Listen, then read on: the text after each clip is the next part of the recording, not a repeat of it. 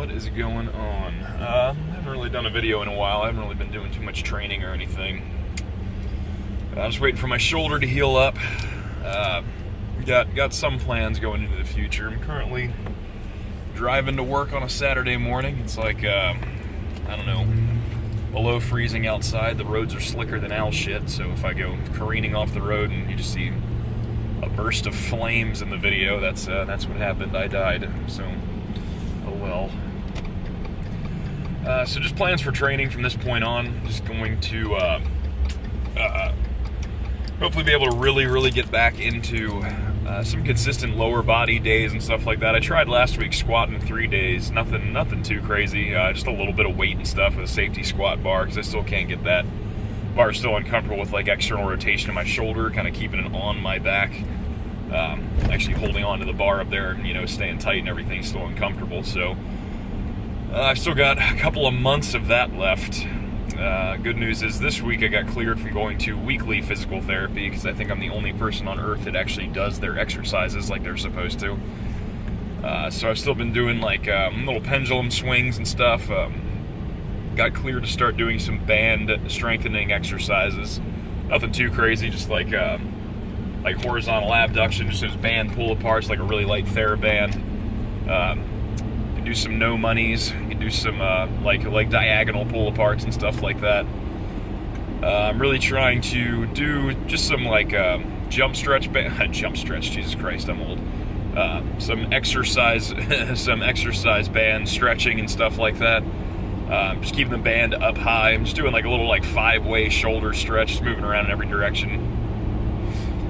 Training wise, I think I'm gonna try to well, that's the majority of the shoulder stuff I'm cleared and allowed to do, and that's stuff that's actually helping, so I've been doing that at least once or twice a day. Luckily I frequent at least 3 gyms a day where I do most of my work and stuff, so I can I've got the opportunity and the equipment's always available to like be able to do that stuff, so that definitely helps me keep on track with that, because those exercises take about 10 minutes to get through, so as long as I got some time, I can just fucking roll right through it. As far as training in general, I really want to get back to doing, I really like doing the conjugate style stuff, the West Side style stuff. I mean, I got stronger, it just took longer than the typical, like, strict daily undulating periodization stuff I've been doing for the last, I guess I've been doing that for like 2 years straight. Probably do another video just kind of comparing the two, because the internet has led me to believe I'm the only person on earth that's had success with either of those systems without being on drugs and without using a bunch of powerlifting equipment and stuff, without using a bunch of single ply or multiply stuff. But yeah, I mean, with the West Side and the conjugate stuff, I won a gold medal at an IPF World Championship, and then with the DUP stuff, I've also deadlifted over 800 pounds raw, so I'm getting closer. Well, I was kind of close to the raw world record there. But anyway, so I've seen success with both programs and everything, both kind of principles, I guess. They're not really programs.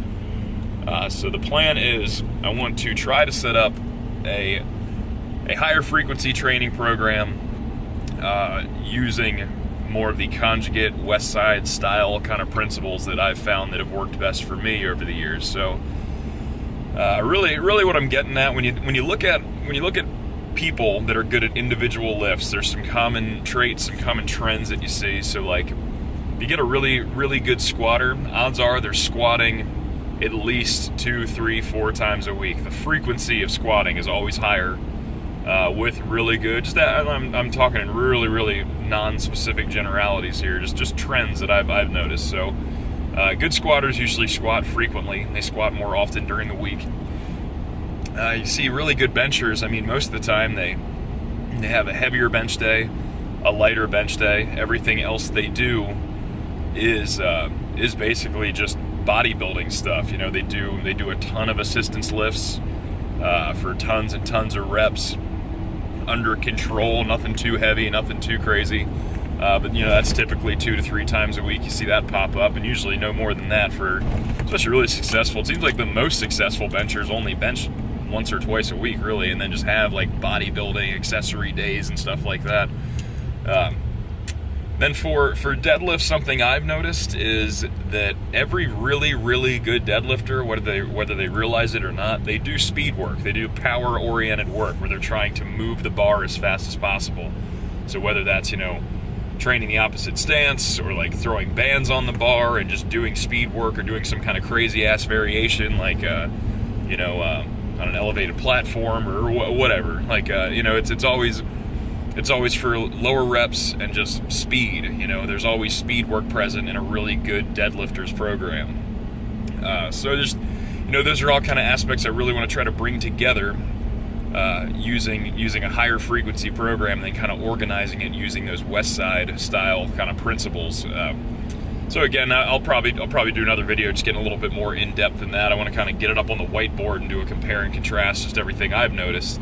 It's one of the biggest things is I'm like, you don't meet anyone that does DUP training or higher frequency training for a long period of time that isn't just totally fucking wrecked all the time. Like, with the West Side stuff, especially if there was a tough variation, I'd be a little sore. There's a couple days of rest before you get back into something that's like really stressful, and you're all right eventually. But the DUP stuff, man, I don't know, like, you feel like you're 90 years old when you're getting out of bed after you've been into it for a couple of months. I do. It's not even necessarily DUP, but I do really like a higher frequency of the main lifts. I mean, that's how I design most of my programming for people and everything else. So, but I mean, just the intensity and the rules and the guidelines you follow for like the actual DUP, how it's meant to be set up, and like the WUP or whichever one you're doing, it's just it's brutal. Like, all that volume is just so fucking brutal. I mean, if you can survive it, you're definitely going to get stronger, but I don't know if a lot of people are capable of that kind of stuff. But anyway, just doing a little update, almost to work here. I love that I live 10 minutes from all of my jobs, or I work at home. It's fantastic. But yeah, like I said, I'll probably be throwing up a video sometime this weekend. Again, just getting in front of a whiteboard, just kind of drawing up some Venn diagrams, some pie charts. Maybe I'll eat pie while I'm drawing pie charts. There you go. That's the new big thing. Instead of donuts and deadlifts, pies and pie charts.